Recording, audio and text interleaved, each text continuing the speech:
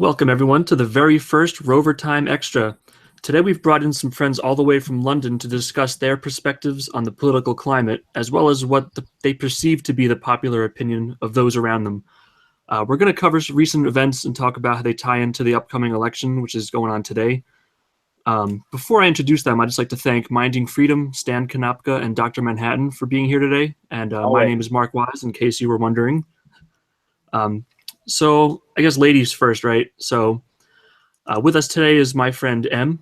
Unfortunately, she won't be showing her face today because she fears backlash over the views she holds. But rest assured, she's really hot.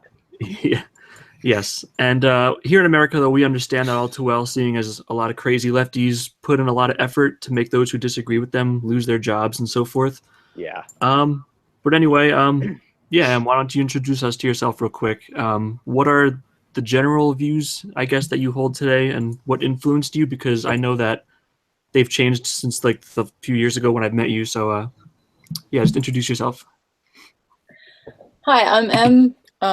I'm from England. I live mainly in London, which I was like, having spent a lot of time in America, people always seem to think that anything that is England is London. It's not. I'm actually from the London part of England. But yeah, I mean, the thing is, it's not even that I have views that people disagree with. It's more that because I don't approach things from a my friends say this, therefore I think this view, people tend to get pretty, approaching this election, I read the manifestos word for word and they were bloody long. And I watched the news and I watched BBC News because the BBC isn't biased or anything. So I tried to be as impartial as I could be towards this election. And unfortunately, it's led to me taking the slightly more conservative route, which is not, for my generation, certainly is not the norm. Because obviously the sort of left-wing route is pretty great if you're my age. They're promising free tuition, right, better education services and everything. They're promising a lot of things that to my generation would be really beneficial.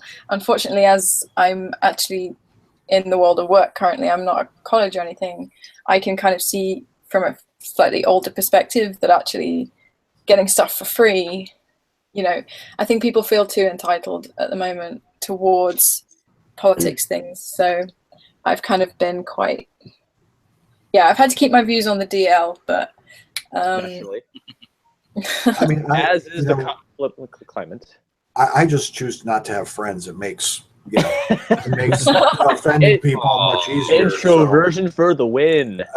Yeah. There must be a better way. Yeah. But can I ask you a quick question, Em? Do you think that being in the work has kind of given you a more realistic perspective of what is free versus how much actually isn't free, and that you actually have to pay for it? And this is another thing that I think has changed. It's interesting. I was having a sort of political discussion with some friends of mine that are sort of my age, so 18, 19, and we were talking about it, and I said, I think people my age now are too entitled. And someone said back to me well, is that our fault? And that kind of hit me, actually, because I don't think it is people my age's fault. In this country now, you're not allowed to make a kid write lines in school. That's a cruel and unusual punishment. It's actually illegal. So really? Punishments that I would used to get as a kid are now banned because it's unfair to the child. And look, I'm not bringing back the cane or anything. I'm not saying, we should torture people, but hit them. There's a certain level of respect that kids, beat them, I notice, have lost. There are ways that people, when I was in my last year of school, ways that kids younger than me would talk to me that I wouldn't have dared talk to someone, in senior year, the way that people spoke to me in college, or high school, whatever it's called in America. But I think it's not so much they have a disrespect for money, but I think it's just they all think they're kind of demigods, and not all of them. Obviously, I don't speak for everyone, but a lot of people are just not aware of the human cost of things, and they've always been kind of spoon-fed throughout their childhood, and that's led them to where they are now, and thinking that things could just be free and it's not going to cost anyone anything. Yeah, I think that's a good point, especially when you're saying about school, because I remember growing up. I am much older than 19. Let's throw that out there. He's 25. Yes, I am 25. Yes, about 24 years ago, I was 25. There was a constant fear growing up or going to school that if the teacher was upset, my parents would not take my side. And I think that has completely flipped in society in general, where it's, no, if you offend my child or you fail my child, that's your fault and you need to fix it, not I need. So I think that's a good point you make, where they don't know any different than that. Yeah. And we can keep going off this topic, but before we continue, I just want to introduce Matt, our other Londonite, and Hello. he's right there. Well, you say Londonite. I spent my entire life in the south of England, where I am now, actually, because my family live in. Well, we don't live in a city. We live near a city called Portsmouth, which if you look around. So Londonite, got it. I thought you told me you were from London. I asked, and you're like, Portsmouth, yep. Portsmouth as a city is a bit of a marginal. It sometimes goes conservative, sometimes goes Lib Dem. But I'm in a seat called Gosport, which is traditionally a very safe conservative seat. But I have been studying in London for the last year, where things are obviously very different. The political climate is very different, and I mean, I'm not going to give away too much, but I did vote Conservative on Monday in a vote. I know, evil right wingers. Must be a neo-Nazi. That's it. We were just demonetized. Thanks. Yeah. So what do you guys think is the biggest issue that you're concerned about right now? Well, at the start of this campaign, it was definitely Brexit, because the election was called on the basis of Theresa May wanted to have more seats in the House of Commons, more MPs on her side to push through what she perceives to be the best deal for Brexit. And that was the central issue. But now we've had terrorist attacks in Manchester, and there was one in London on Saturday, and as well before the election even began, there was one I think in March in London as well. Yeah. So towards the end of the campaign, the focus has very much shifted towards security. Okay, what about you, Em? Yeah, definitely the same. So it started off, it was all about Brexit, because the issue in our parliament is that we have representatives, and the problem is that Conservatives wanted to go into Brexit and be able to basically just pass the Brexit they wanted to pass. Now, it doesn't really work like that, because the Conservatives have a very small majority in Parliament. So if just a few Tories disagree with their general, the other parties also disagree, that's it, they've lost and they don't get what they want. So Theresa, and the other thing is that Theresa May, I don't know if people in America are aware, but Theresa May wasn't actually voted Prime Minister. She came in because after Brexit, our Prime Minister stood down. So she then came in completely unelected. She was the only person at the end of the race in the running. So she was automatically made Prime Minister, having not been voted. And I think she wanted to go into the Brexit negotiations.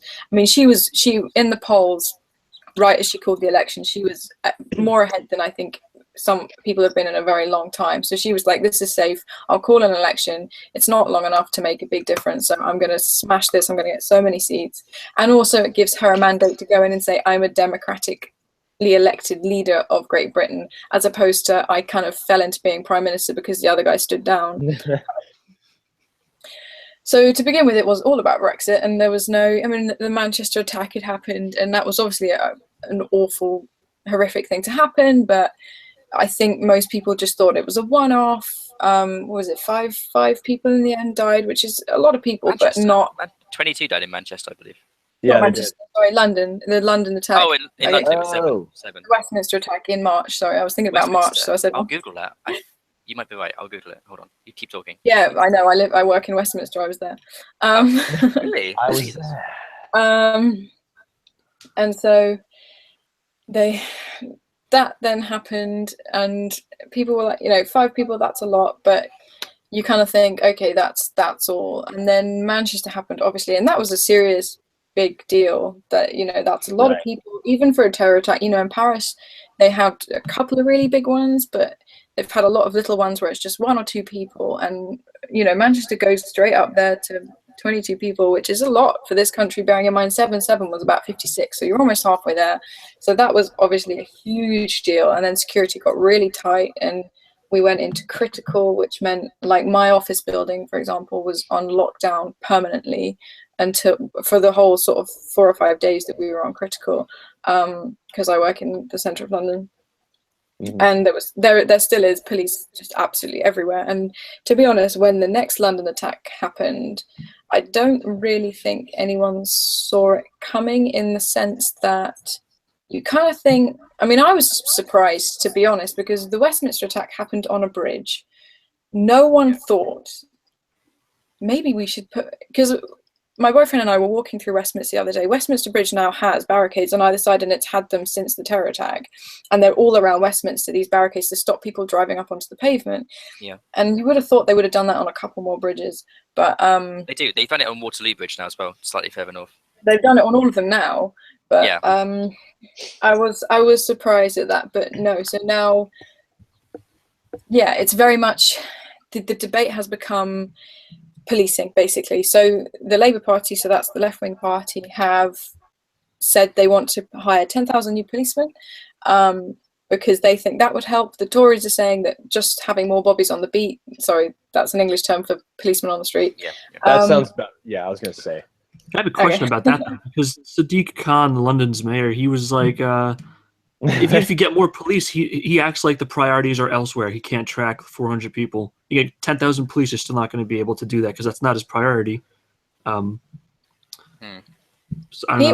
he was kind of very, I mean, he's a Labour mayor, so London mayor is a Labour mayor, so he was very for the Labour policies, because obviously he's part of the Labour Party.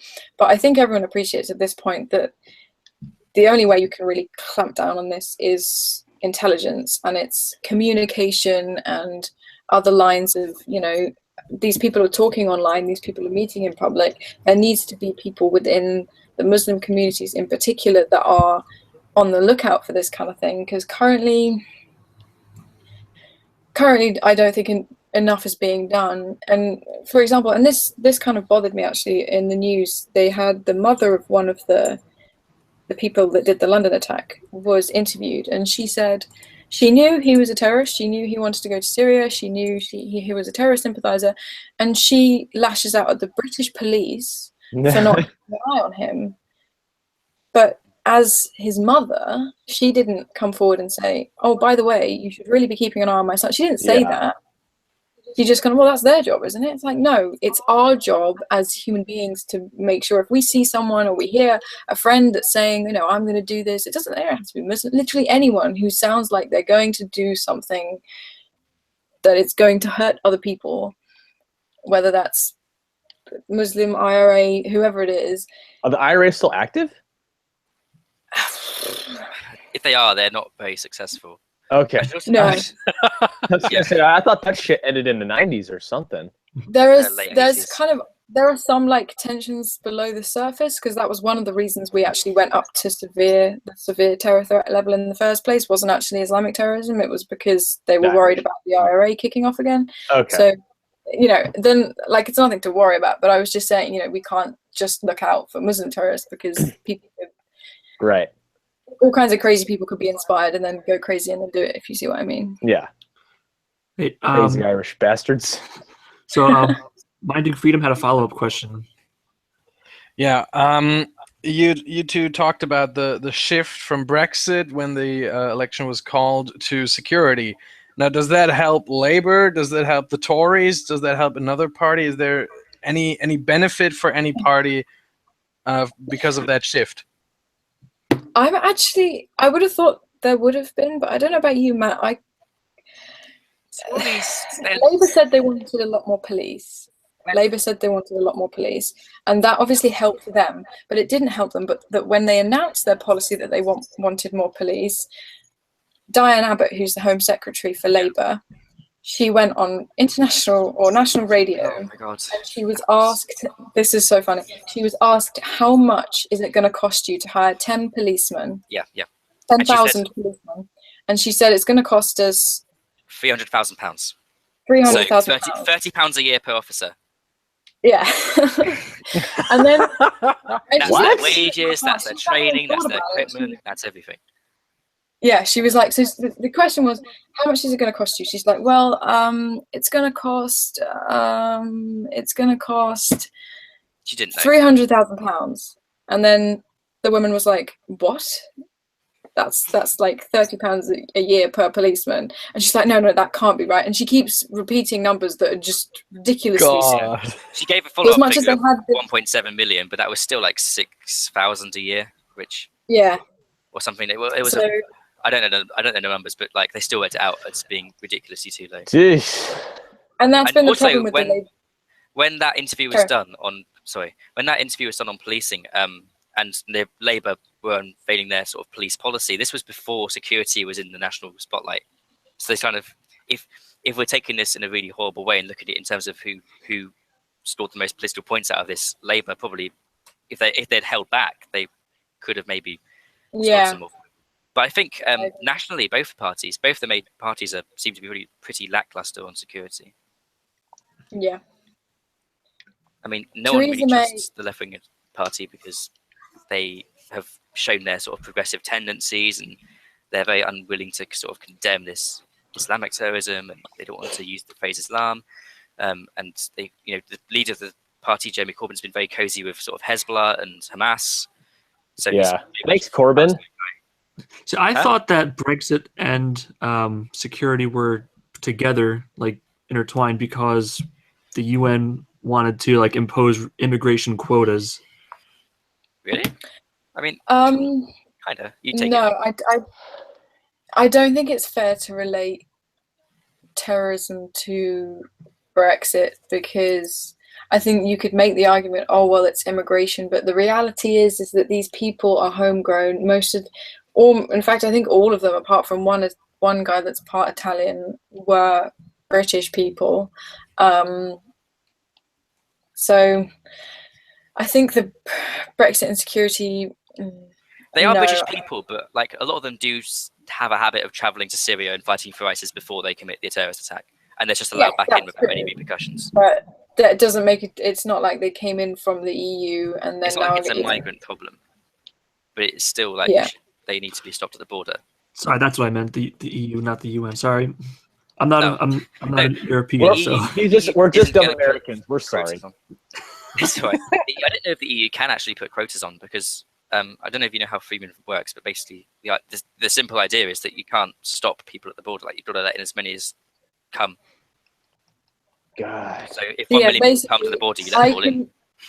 Currently, as a Brit, and we are still in the EU, I can go and live and work in any European country I want, and no one can stop me. Well, not necessarily European, but EU country. EU country. EU Well, country, sorry. any country that adopts freedom of movement, which is all pretty much all EU countries. Yeah. I think Switzerland is not, but yeah. Switzerland's part of Schengen though, which means you can pass through without a passport or a visa. Switzerland, never change. you start neutralist fucks you. But they're not EU because Switzerland based as they're always neutral. Yeah. Well, shit. I don't know what to say. I should also point out, you said earlier that Sadiq Khan's a Labour mayor. He's also a very progressive mayor, and in the past he's been an outspoken critic of Corbyn. This was before it looked like he'd have any real chance of winning, or at least coming close to winning an election. Oh yes, He was this is quite happy to disavow Corbyn. Yeah, this is the other thing about good old Jezza Corbs. That is a great name. Combat Corbyn, that's what I call him. He has a difficult relationship with his own party. From the word go, his own party didn't like him because he's a he Marxist. is quite outspoken. He wasn't.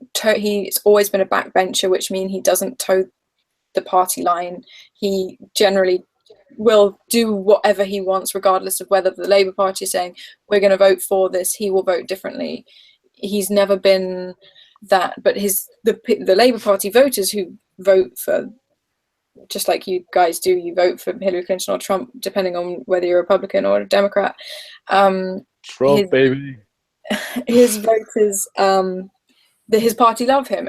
All the members, everyone who, all the MPs and all the people who run the Labour Party hate him, but the people who vote, the ordinary civilians, they absolutely love Jeremy Corbyn because you should point out that there are two different factions within the Labour Party. There's what we call the PLP, which is the Parliamentary Labour Party, everyone who's involved in actually the day-to-day running of the thing. And then you've got the membership, and the membership are very much in favour of Corbyn, whereas the PLP have been pretty against him. There was a no confidence vote against Corbyn towards the end of last year, and it was just after the Brexit vote, and he lost 5-1 within his own party, which then triggered another leadership election, which he won again because the membership votes for it, and the membership. So he made another election. So they then, because there was no confidence, they had to have another leadership election. At which point he should have stood down and he should have said, "This party is at war with itself because of me. I need to leave." Is what he should have done then. And everyone hated him. The whole party. I mean, the party just lost popularity like nobody's business. The Labour Party was destroyed. It was a mess, an absolute mess. It was just at war with itself, and he wouldn't walk away. He was like, "No, I want to run this party." So he then got nominated again by all the members. Everyone still hates him, and everyone knows that everyone still hates him. But slowly, as this election's come around, people, the sort of ordinary public, which people didn't, the Labour Party didn't think that people who weren't Labour members would vote for Jeremy Corbyn. But actually, even I've been surprised at how many people who were not Labour voters have got behind Jeremy Corbyn and his ideologies and his ideas. And so people like Sadiq Khan, who last year would have been like, "I hate him, he's destroying my life," are now like, "Oh yeah, he's great, we love you." It's just my best bud, that Jeremy Corbyn. Yeah, they have and that's kind of what's happening. Tell yourself about my best friend. Okay. So I guess my question, you had mentioned about security. Since a lot of this stuff seems to have, the Marisa stuff has happened during Theresa May's watch, do you feel that, I mean, there's more people would be leaning towards her because they feel that if given more time, she could implement more security? Or she's been the Home Secretary actually for a very long time, and I think that was her downfall. I think with the security thing was that she's come across this entire time, and I often watch Prime Minister's Questions, and against Jeremy Corbyn in the House of Commons, she does fantastically. Like, I don't consider myself a feminist, and I certainly would not vote for someone just because they were a woman, but I've seen a lot of female leaders, Hillary Clinton for one. You want them to be good, you want them to come across as female leaders, and I think they just still come across as quite bitchy, quite girls almost. But Theresa May stands in the House of Commons and she debates like a man, and she debates like, and that sounds wrong to say. She him every week. He gets absolutely annihilated. Yeah, I think you want a leader who happens to be a female, where her gender is irrelevant to the conversation. It shouldn't be a marketing point of voting. Be like, I am a woman. It's like, who cares if you have a vagina? We just want a good leader. No, exactly. But as a girl, I like the fact, and a girl who wants, I'm a computer scientist, so I want to go into a man's world. It's nice to see someone doing so well in that role, and a lot better than I have seen other women do, which, I think kudos to her. But she has been Home Secretary for a while, so it's difficult to say, well, have you done enough? Because it's not like you've been Prime Minister for 8 months or whatever it is now, or no, it's almost a year now. But the difficult question is that, yes, she comes across very strong, very stable, and that's her party line. All you'll ever hear say is, I'm strong and stable, I'm strong and stable. She comes across very powerful and like she knows what she's doing, but actually she's been doing this for a very long time, and she's the one that's been in charge of it this whole time. And you're still where you are right now, even though exactly. She's had this power. So it's not okay. If given more time, things would change because, okay, how much time do you need because you had the power prior to this? Yeah, but then the other question to ask as well is this. because obviously, like I say, she's been doing it for 7 years, and we've only just started having incidents. So have we just started having incidents because she's cut all this funding and now we're seeing the repercussions of that? Or are we seeing these incidents because a few people are going out and doing things and then other people are getting inspired and it's spiraling out of control? It's very difficult at this point in time, I think, to say over the next few weeks what happens. If this becomes a common occurrence, these terror attacks, then I Which I think think it will be. Well, how many have we had so far? Like in this month alone, it was like 59 at least. well, not in England. Well, like just like around the area, but Yeah. I don't know about the rest of Europe. I haven't really been paying attention. But in the UK, it's been too. Like, we don't really have terrorism because the last big incident that you alluded to earlier was 7/7, and if the Americans don't know what that was, 7th of July 2005, so 12 years ago. I think Al Qaeda terrorists went and bombed 2 underground trains and buses. Fucking AQs. Yeah, and they killed 57 people. And that was like the last major terrorist attack. And meanwhile, continental Europe's been having just a horrible time dealing with this. And then all of a sudden, the UK gets free in space. Continental Europe is shaping up to be Crusades, the fucking... Well, not sequel, because wasn't there like 3 or something? I don't even know. Continental Europe It's still a has- sequel. Well, you still technically yes. Continental Europe has a slightly bigger problem than we do because we're quite lucky to be on an island. It's not as easy for people to move around as it is. There's a bunch of water to get across, basically. Yeah, exactly. And But as you mentioned earlier, it seems like yours have been homegrown, so getting to you was not necessarily the problem because they have been there already. I mean, they were there long before this stuff really started blooming more prevalent as it does now. I think this has been brewing, this whole situation, and I think now people are just... I think the first attack happened. I then think the Manchester one was probably unrelated, and now I think they're all just coming very fast because obviously people who've been planning these things are like, shit, I better move now before I get caught, because the police are hounding in day by day. They're raiding houses. So if you're planning an attack, you better get going because the police will be on your door tomorrow. So I think that's one of the reasons it's come so quickly. I don't think it's complete failings by the police. I think it's just lots of people have been planning attacks. Now there's been a couple of very big attacks. The police are out to get them. So you either go hard or you go home. Like, you either sit at home and wait for the police to come to you or you go out and do your attack. So I think we could see more in the next few months or the next month or so, and then I think it will die down again. At the moment, I do just think it's people being inspired by other terrorists, and I think it's people wanting to act fast because the police are knocking door to door and, arresting these people. So, Mandy, did you have a question? We're talking about the terrorist attacks and all that, and Theresa May answered with the call for more internet monitoring and surveillance. Now, what is the popular opinion? Not the media opinion. We know that differs.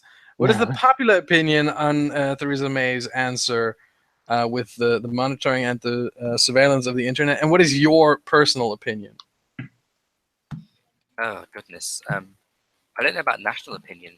I think probably the older generations will buy it because they're less literate of the internet, but younger people have not bought into this at all, I think. I certainly don't like it at all, but I mean, the alternatives are all worse. I think that's the situation most people are in. This election has just shown that the Conservatives came into it with this strong and stable line, and they could have just sat down and done nothing for the whole campaign, and they'd have done just fine. But they released their manifesto, and it had all kinds of horrific, just things that people didn't want in it. And so now they managed to alienate half their base, and this is why they're in the situation they're in now, where they could actually lose this. Yeah. I don't really know. I mean, I personally would rather use WhatsApp without end-to-end encryption if it meant I'm not going to get blown to smithereens on my daily commute than, I think personally, I know the whole Edward Snowden thing. I don't really know what the general popular opinion was on that, but I'm all for people spying on me if it's going to save my life. I think that's my opinion. I think most people would disagree because privacy and freedom, but I think it's kind of like, you know, how do you feel morally if you have the power to stop it, but you just kind of let it happen so people don't think, oh, hey, they're all-seeing eye kind of shit, right? Is that what I'm... Yeah, I think it's tit for tat, and I think it has to be. Obviously, I think, you know, I don't know a ridiculous amount about the Snowden case, but I saw the movie, and if it was that way, in that people were just freely spying on whoever the hell they wanted, that's not right. It needs to be moderated. Permission needs to be granted to spy on people for a reason. But the problem with that is, and this is what someone was saying on the news the other day, was that the people that, for example, one of the people in the terror attack just last week, he was on a documentary last year about radical Islamic terrorism, and he was being monitored by the police. But the thing is, if you're tracking someone's phone and you're reading their emails, these people, I mean, they're not, you know, Einstein, but they're not fools. They're not gonna, you know, stamp on their head, I'm a terrorist, and run around. All this stuff is very secretive, and the difficulty is that we have a system whereby you have to get permission to spy on someone. So, for example, they got permission to spy on this guy for 6 months, but when that 6 months is up, if you cannot prove that there's a legitimate reason to carry on spying on him, you have to stop. And that's where I think we hit difficult waters, because do you continue to spy on someone who could be innocent but also could go and kill 20 people, or do you put the rights of your citizens to be free and lead private lives? I don't know. I would personally rather have my emails read and be alive than not have my emails read and be dead. I agree with you. But I don't know, that's... Maybe because in the US, your constitution is very much based around having Yeah. freedoms. It's all about liberties, civil liberties. Yeah, exactly. Inalienable rights. Inalienable rights, like things that the government cannot protrude on. In the UK, I think the voters' mindset is probably a little bit different, and people value security over, well, not maybe necessarily over, but they would be happy to compromise more on civil liberties for security than perhaps you would in the US. Like, I think people, like Em just said, wouldn't mind as long as the government say we're only doing this for security reasons.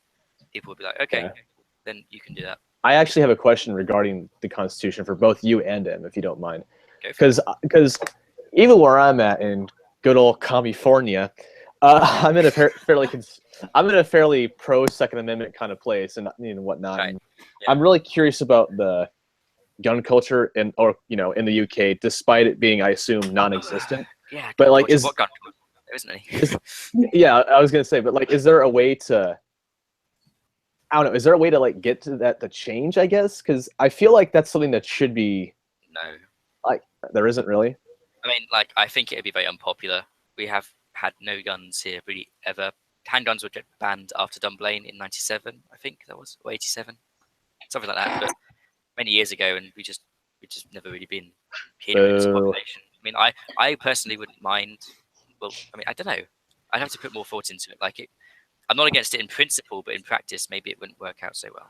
And I'm just saying, being able to go to a range, even just for like to squeeze out a couple rounds, feels great. Yeah, like, I have a girlfriend in Finland, and the gun laws there are really relaxed. So I go out there and shoot whenever I go. Yeah, they have an M24 and a Mosin, like an original Mosin. Badass, so much man. fun to take out. And that's my question next. Is that if you guys don't think that your government's going to adequately protect you, especially because it's just the red tape that goes along with having a government. How do you guys foresee people from England and other areas of the UK like defending themselves if it can't be with guns? Like, do you don't see any kind of like compromises in the future, or like just how do you keep yourself safe in general? Now, Mark knows my long-running opinion on guns. I think the problem in this country, and it's important to remember, is we are a tiny, tiny country the size of New Jersey, but with about a fifth of the population of America. Guns So in you're this saying- country, You're saying it's a bit packed. Yeah, it's a bit there is not much busy. real space here. The issue is, and this is a big problem, is firstly, our policemen aren't armed. Regular bobbies the on the beat fuck? aren't armed. No, they carry tasers and batons. That's it. They Give carry him a tasers. gun, lordy. Yep. So, and this is where, so unlike you guys, we don't feel this right to defend ourselves because, frankly, if I have a knife, I'm going to beat the cop outside. So that's why we don't have this, oh, well, the police have guns, therefore we need to have guns, because the police don't have guns. They have tasers and a stick, and we just do whatever we do. So I think it's very difficult. I think if guns were allowed in this country now, bearing in mind no one has a gun at the moment. I mean, some people, if you live on a farm, you're allowed to have like single you can own guns, rifles, but the laws are so tight. Like I know, Yeah. I don't know much about them, but I know the things I do know for certain are that you have to carry the rifle in a like locked case, not just a bag, but a case. The ammunition has to be kept separate. You have to have a lot of paperwork when you're transporting it.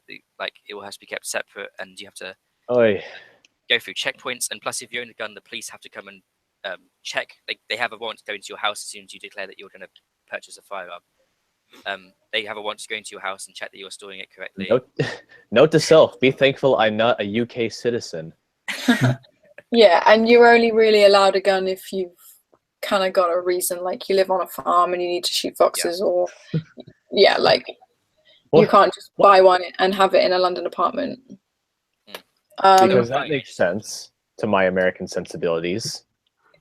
But I mean, you can go to shooting ranges and fire guns if you like to fire guns. I think in this country, genuinely, I can see why it works for you guys. You all have guns. That's fine. If someone decided to go out and shoot people, a lot of people would have guns and be able to respond. It's a very different culture. Yeah. What you're talking about is bringing guns to a country where no one has a gun. So people like me, innocent people, would not be like, oh, I'm going to buy a gun. Because firstly, no one has land big enough to have a gun for any other reason than to shoot people.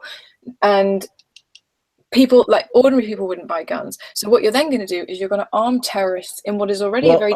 Hold on. That's not necessarily true, because anybody who's willing to commit several fucked up acts against innocent people, they're probably not going to just... A few are going to be probably pretty stupid to do that. Be like, hey, I'm going to go to whatever the Walmart equivalent is in the UK and buy a shotgun and then go out and kill people.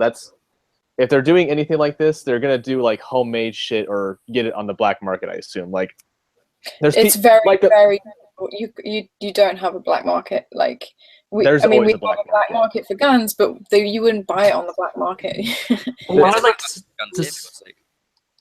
wanted to ask though is, like, because you don't have guns, like, do you have any kind of alternatives? Like, do you guys have any regulations on pepper spray, or can you not have tasers or stun guns or anything like that? Oh, we can have. I'm not sure about tasers. I know we can carry pepper spray. I wouldn't know the rule on tasers, actually. I'm not sure. I certainly know people who have tasers. Or I've heard of people who have tasers. But yeah, you can definitely... Yeah, you can carry things like pepper spray. But yeah, I think in this country, if you were to suddenly introduce guns, you would have a serious... I wouldn't say like all of a sudden, hey, just go for it. I would say like some kind of way to, I guess, slowly acclimate people to it. You know what I mean? Like, because I know that's just like such a jarring shift that it probably wouldn't go over so well. But there's got to be a way to really get that going, and I don't know. There's got to be a way of like easing people into that sort of thing. It would probably take way too long, and the stuff that's going on right now is like happening pretty swiftly. So. And there's no reason to have guns. At the moment, there is no reason. There's always a reason. All right, well, let's move on. Fair enough. That's sorry. Election happening. Come on, guys. It is a good conversation to have, but let's go on to Minding Freedom. He had another question prepped. I just wanted to know how the popular feeling is today. Like, what are the media reporting? What's like what do you think? Okay. How does it end?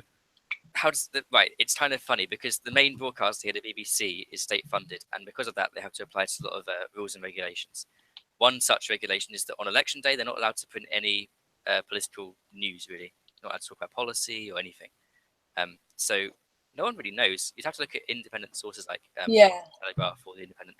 But obviously they're all partisan, so they're pushing whatever narrative suits them. So to be honest, there's no way of really knowing, apart from if you're speaking to sources on the ground, and So I listened to BBC News all day today, and I can tell you on BBC News this morning they were showing a lot of pictures of dogs at polling stations. Why? You're laughing, but it's real. It's real. They just showed God. picture after picture of a dog standing outside a polling station. Hold on. Because that's what it is. And then all afternoon they played the Comey hearing. So yeah, today I don't know. I mean, I know the polls last night showed a huge Tory majority, but I mean, we'll find out in 20 minutes If you look at whether that's my screen right now, translated today. I'm showing my screen. This is a serious thing in the UK. We even get our own little. This is a real thing, and people take it very seriously. I'm not even joking. Yeah, I took That's mine. great. God. This is someone's guinea pig at a polling station by the looks of things. Crikey. Dogs. But yeah, like to answer your question directly, no. There's the press are basically prohibited by using through an embargo to actually like give any news away. So we won't know anything until 10 p.m., which is now 20 minutes away. And with that, like, I don't want to steal the show from you, Mark, but I think it might be a good time to start talking about predictions and like how it works and what to expect and Yeah, like, you can go.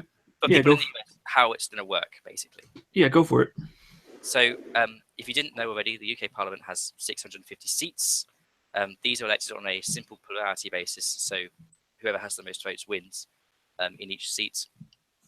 And to basically win the election, you need to have a majority, which is 326. At the moment, the Conservatives, who are already in power, have, I think, 337, and they're looking to increase that majority, which is why they called the election in the first place.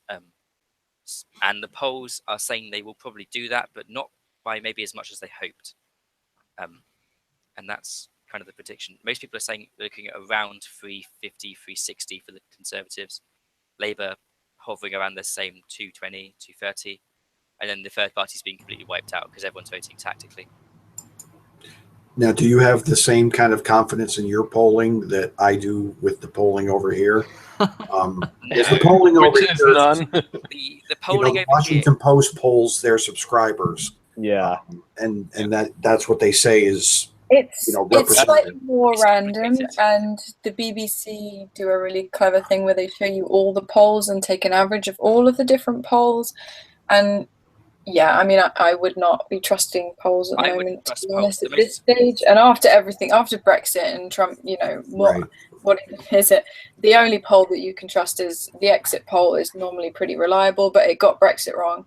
So yeah, and also the exit poll in 2015, which is when we had our last election, was completely different to all the polls that had been conducted throughout the year. And that was like perhaps the first inclination. Yeah, the exit poll last time was right. The polls and that's not what people have been saying was going to happen. Yeah, the polls last time were all saying hung parliament, like the Conservatives won't win a majority, Labour won't win a majority, the third parties aren't going to be able to help make a coalition, it's going to be absolute chaos. What happened in the end? The Conservatives won a majority. So, I mean, anything could happen, really. I mean, I don't know myself. If I was asked an exit poll, I would screw with them. Be like, in the last, I voted for King Louis. I mean, whatever. I mean, it's like Bernie Sanders. I think the exit polls have as much, I mean, most people, it's they like tend to be accurate in the UK. Maybe not in the US. Probably more. Well, yeah. I mean, there's probably a lot more shit. And also, here in the US. I did some research earlier looking at past elections, and in the UK, 4 of the last 5 elections had the Conservatives further down in their polling average than they actually performed in the end. So if that's going to be consistent with what we see, people don't admit to voting Tory. Yeah, and that's kind of my worry, especially after this last election. Like, how many people here in the States in the exit poll would admit they voted for Trump? Well, this is the interesting hit. People do admit in exit polls to voting Tory. That's been shown. They don't admit in polls before the election. But yeah, I mean, the thing. I mean, the position I'm sitting in is the Tories are what they were yesterday in some polls about 13 points ahead, right? And that's the party that people don't admit to vote for. So if they're 13 points ahead and loads of people will lie about voting for them or not voting for them, then right. I mean, I would be predicting a huge Tory majority, but I think after what's happened with Brexit and everything else, I can never be sure, but looking at it from that perspective, whereby people won't admit to voting for them and they're way ahead, it seems to me they're sitting pretty, to be honest. Yeah, elections have gone out the window as far as standard expectations in the last year. Yeah, it's amazing because now in the US, Trump has got in, and so the right have the actual institutional power. In the UK, the right-wing party have the institutional power, and yet the left still has the social capital. The people on the right are still embarrassed to admit they're on the right, even though they hold the keys to the actual. Well, because the left likes to play dirty more often than the right does. Like, I don't know a lot of people on the conservative side who would be like, "Oh my God, this person wanted to vote for Clinton. I'm going to dox them." That kind of thing. It's always from the other side that tries to shame.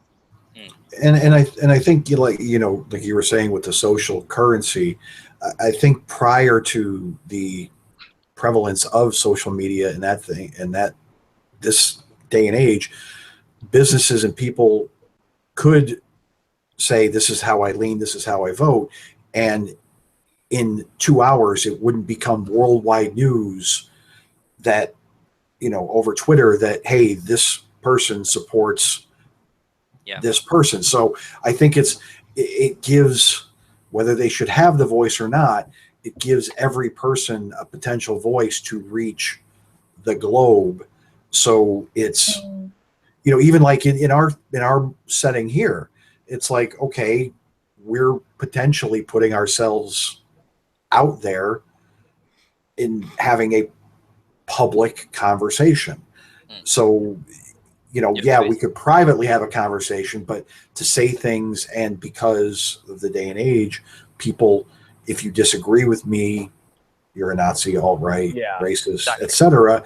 They go to that immediately because apparently that's how you're going to win me over to your side, is by calling me a Nazi racist. And that's why, if I'm not mistaken, I think you're not showing your face tonight for that exact reason. You're just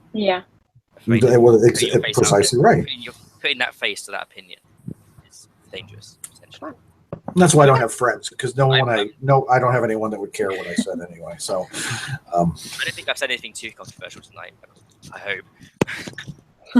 No. But even if I have, just wait until you're doxxed. Well, they gotta find. Okay. Oh shit. Uh-oh. And why am I presenting? Weird. Thank you. Because I wanted to see your dog. That's why. I was just like, puppy. But that's not a polling station. This is just a puppy. Say hello to the internet, Rooster. Rooster. That's the name. Why That's the did you name. call it Rooster? I don't know. I didn't name him. Who named I him? want it. My mom named him. Oh, sweetheart. I assume she was listening to Alice in Chains song, and she's like, "Yeah, here come the rooster." I can't do Lane Staley's voice. Yeah. So anyway, now going into like sort of the really nerdy stuff. If anyone's going to be actually watching the election program, I don't know what they're covering in the UK. I am not watching it right now, but I actually wanted to ask one more question. That would be pretty interesting for some of our viewers who might have heard of a party in the UK called UKIP. We haven't talked about them the whole podcast so far. Because they are non-existent. UKIP's that's what I wanted to ask. Are they still a thing, or are they virtually dead? Okay, so this is where another election comes in. About 8 weeks ago now, we had what are called local elections. So you could vote in your local area for the people you want to look after your roads, your dustbins, those kind of things. And they have party affiliations. Now UKIP had something like 100 seats in the local elections, and now they have 1. The Tories had something like 300, and now they have 600. Labour had something like 400 or 500, and now they have. Labour lost about 300. Tories gained about 200. UKIP lost 100. So that was and it was after that Theresa May called this election because. That was during the election. I can't remember when that was, but that really showed that UKIP is dead because their whole plan was to get us out of the EU, and that's happened now. And the Tories have played a very good game. The Conservatives lost a lot of their vote last time round to UKIP. So the Tories have taken over a lot of UKIP's policies. They've said we're going to be tough on immigration. We're going to go push for a hard Brexit. So they're trying to take back that UKIP vote. And I think they'll get it because the Tories are doing what UKIP did, but they actually have a chance of winning. So I think all the UKIP voters will basically vote Conservative. The problem for UKIP is that, especially on the general election, our voting system, again, if everyone wasn't here earlier, is simple plurality, or first past the post, which simply means you have to get more votes than the next guy.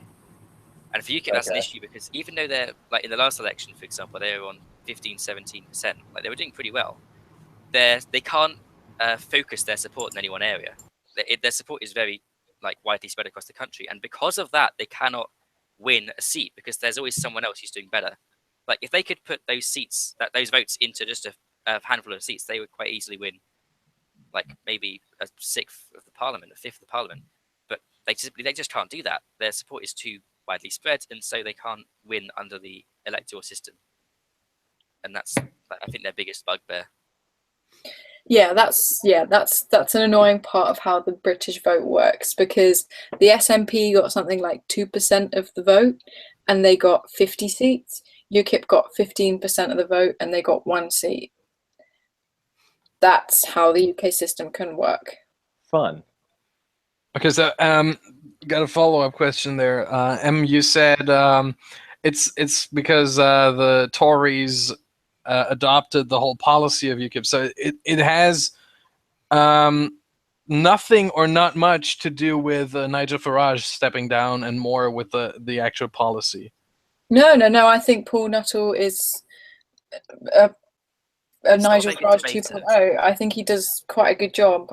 Actually, I think he's actually a better face than Nigel Farage. Nigel Farage was quite a creepy-looking guy. Like he came across quite scary, whereas Paul Nuttall is just a big friendly face. The issue genuinely is that they have no reality of winning, but the same policies as the Conservatives. So, better to plumb your vote into the Conservatives and make sure you get the hard Brexit and the tough immigration that you want, than vote for UKIP, potentially then have Labour win that seat, and then you don't get the hard Brexit and you don't get the immigration laws that you want. So, yeah, UKIP. I actually beg to differ with you on that one. I think Nuttall has been, he's been pretty bad in the debates, especially, and he just hasn't been able to get that sort of nationwide fame that Farage had. Like, Farage was a national figure, and Nuttall still isn't really that well known, especially to the Americans. Farage has been doing loads over there for Trump. And yeah, that's true. Nuttall, a lot of people watching this stream will be like, "Who's Paul Nuttall? Who is this guy?" But he is the leader of UKIP, and he hasn't. He's. I think not necessarily by his own accord, because again, Brexit's happened now, and the essential reason for existing is gone. But whether it's his fault or not, his party's been just crushed. We've seen the Tories' ever-growing fangs. Also, if anyone in the States is watching and thinking, what do I mean by the Tories? The Conservative Party are the longest running Democratic Party in the world. They've been going since 1705. And when they were established, they were called the Tories. So we still call them the Tories, even though their full name is the Conservative Party of England. I was wondering what that was all about. And I was like, who the fuck are the Tories now? We had the civil war between the royalists and parliamentarians. The parliamentarians won, so we had a kind of democracy asterisk. And so with that, you had the two main parties at the time, way back in the 18th century, were the Tories and the Whigs. And the Whigs evolved into the Liberals, which then became Labour, and the Tories evolved into the Conservatives. History lesson for you there. Fancy doing some reading. But yeah, I was. Does anyone have any questions first? What? 5 minutes. I'm actually really worried because, I really need the pound to be stable. I guess this question is probably kind of and I'm sorry if it's already been addressed, and I'm maybe just old man brain. But I guess to both of you, what are you hoping for? Oh goodness, I'm hoping that the Conservatives win with a good-sized majority, and that's not necessarily because I feel very strongly affiliated to the Conservatives, because with their manifesto, a lot of the stuff in it I disagree with actually. Right. I actually personally find myself really aligned with the Liberal Democrats on everything except Brexit, which is why I felt like I had to vote for the Conservatives. But the reason I want the Conservatives to win with a big majority is because the whole point of calling this election was so that they could have a big majority to go into these Brexit talks and push through what they needed to push through without any squabbling and, without any... Right. Like, they need to get it through fast. We've got 2 years to negotiate this, and there's no... Like, it is a time limit, and if we fuck up, we're going to feel it for many years. So what they need to have right now is just as much leverage as they can over Europe to get through what they need to get through. And without that majority, it's going to be really difficult, especially if we get a hung parliament in 5 minutes. I'm going to cry because that's... Yeah, me too. I'm hoping for a Conservative majority because I think Labour will run the economy into the ground, and I do not want a hung parliament because I really need a stable pound because I'm going to the States and I could do with every one of my pounds being worth like more dollars. So I'm actually really, really nervous because I've already paid for stuff in dollars and I could now get to America and be paying a couple of £100 more than I was intending to if we end up with a really unstable government. So yeah, I got a lot riding on it actually, which has never happened before in an election. I've not cared, but I think okay. I think much like our election, it almost feels like there's no win type situation. It's no ideal situation. It's just who's the worse or the better option of basically. Yeah. I think you guys are quite like the Liberal Democrats. Their platform isn't their name; they're liberal. You have a liberal party that literally adopts like these classical liberal ideas, and you think that's brilliant. Like they want to legalize marijuana, right? They want to put more police on the streets. They want to take in more Syrian refugees.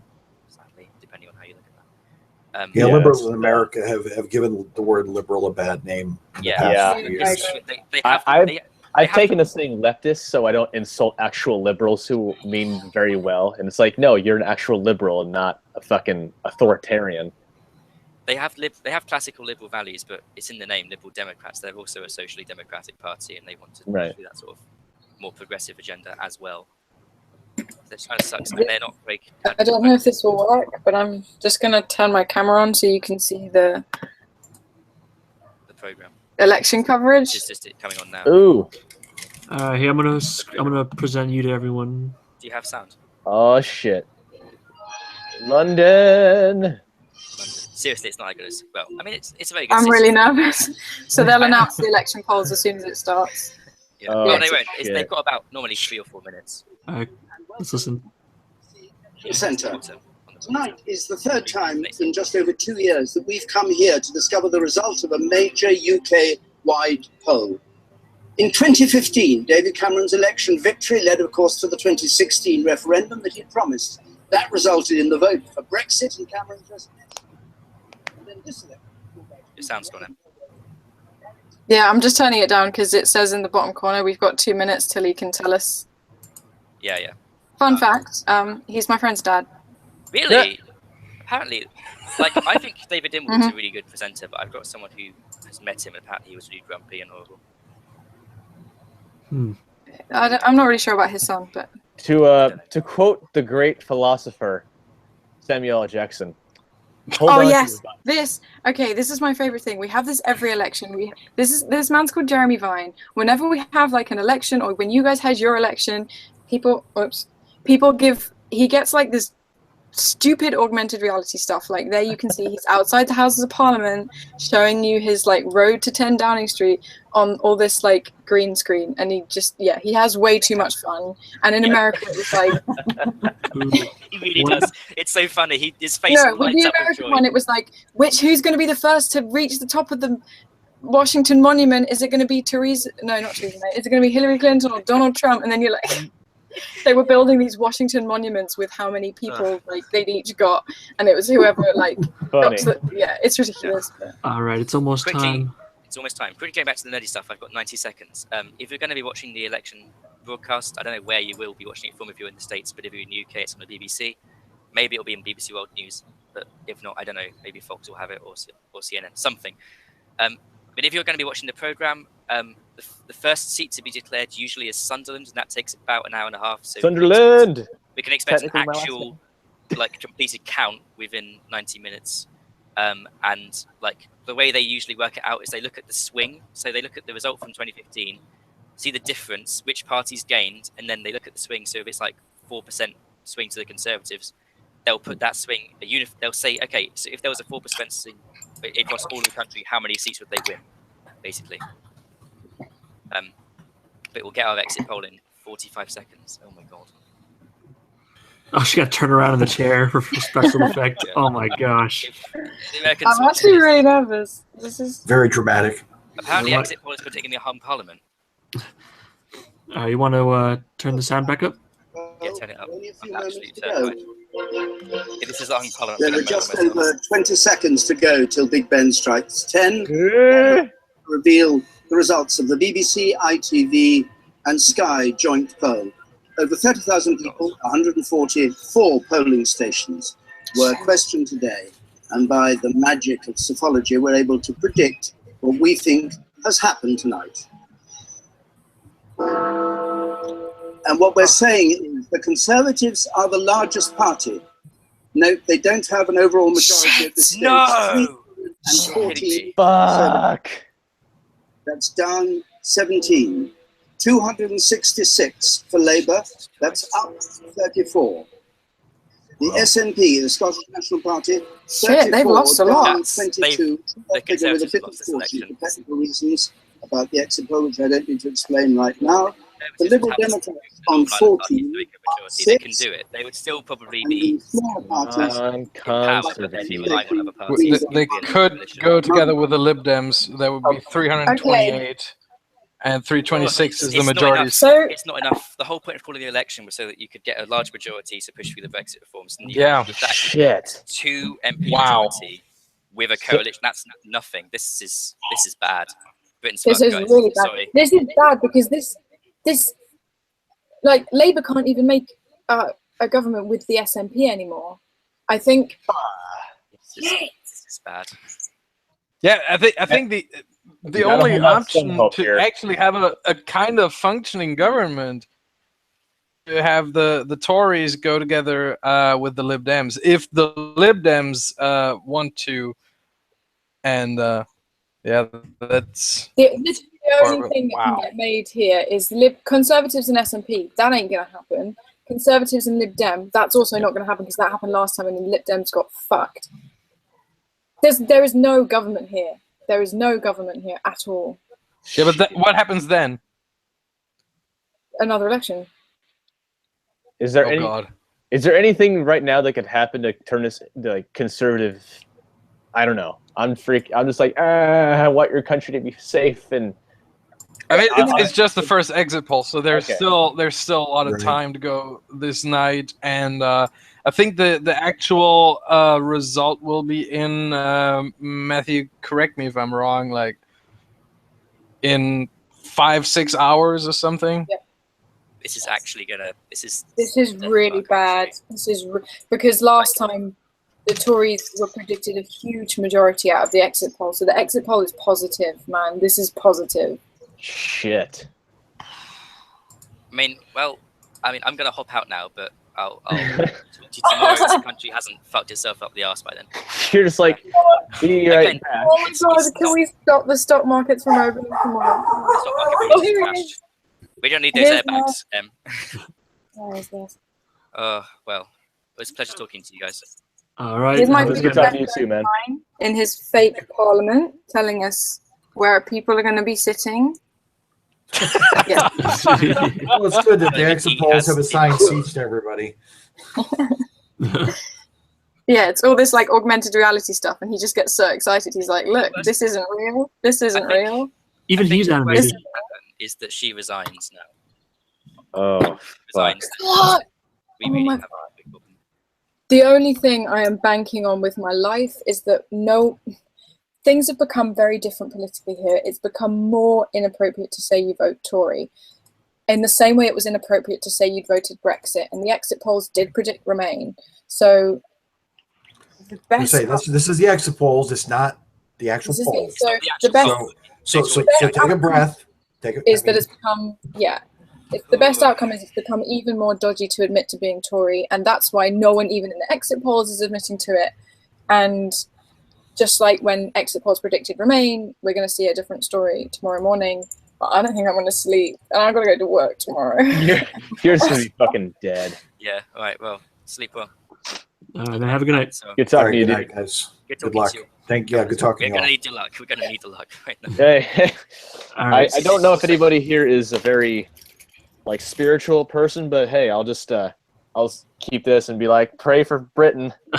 Jesus Christ. You can't be showing Oh, iron man. crosses in front of my face, man.